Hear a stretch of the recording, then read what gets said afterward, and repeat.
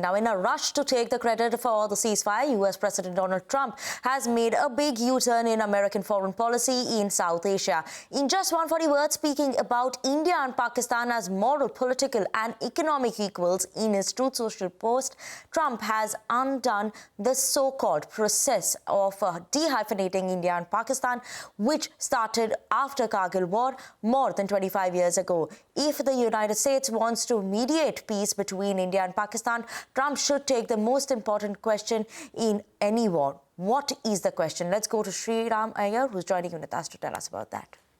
Yes, that's the most important question in any war, is the objective. And that's a question that everybody should ask, not just Trump. Right from the very beginning, India's objective was very clear. We want to avenge the Pahalgam attack by taking down terror camps across the border. Now, these are people who Trump would describe as radical Islamic terrorists in his first term. Interestingly, it's not a phrase that he uses anymore, not so much in the second term. So India was at war with the terrorists. So while assessing what we achieved from the latest conflict so far, we need to ask if we achieved the goal of taking down those terror camps. I think the answer is a yes, to a reasonable extent. The next step from India was dependent on what the reaction from Pakistan would be, which ideally should have been nothing. Just like it did nothing when the Americans took out Osama bin Laden without even telling the Pakistanis. What Pakistan should have ideally done is to hand over the designated terrorists like Hafiz Saeed and Masood Azhar. So what Trump should note is that the Pakistanis didn't do that. Instead, the army retaliated on behalf of the terrorists. And as Foreign Secretary Vikram Misri pointed out just a couple of days ago, that if the Pak army stepping in is not a dead giveaway of the deep nexus between the security establishment in Islamabad and the terror network operating out of that country, then what is? Nothing could be more blatant. By Friday, it was very clear that both sides wanted to ramp down the war. The question was who would blink first. Like I said even a couple of days earlier, it's not an easy decision for any two countries. There had to be a mediator, and it was most likely to be the US. The problem is not that the US pushed for a ceasefire. The problem is the 140-word post from the US president that seemed to put both India and Pakistan on an equal scale, politically, economically, morally. By ignoring nuance and history, Trump administration has seemingly reversed a consensus that took years to build and sharpen.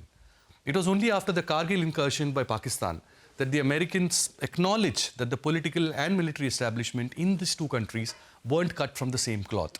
It is that understanding that led to the joint announcement of the India-US nuclear deal in 2005. The then US Secretary of State, Condoleezza Rice, admitted that India and Pakistan had to be dehyphenated. This consensus only got stronger with each passing year, irrespective of who the President of the United States was. Bush, Obama, Trump, Biden.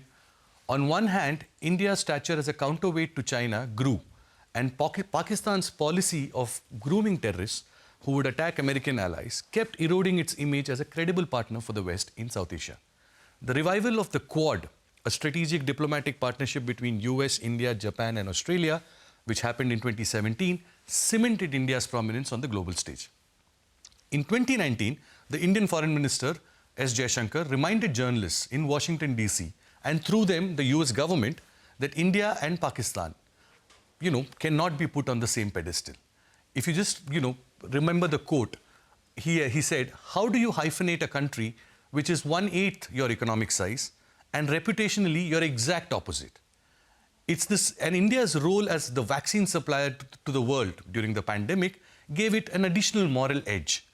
On the other hand, Pakistan lost whatever leverage it had with America once the US decided to retreat from Afghanistan in 2021.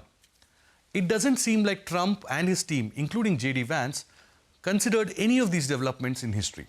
India has no choice but to push back against the shift in narrative during the mediation. Whether Modi convinces Trump to eat his words or not, the reality on the ground won't be very different.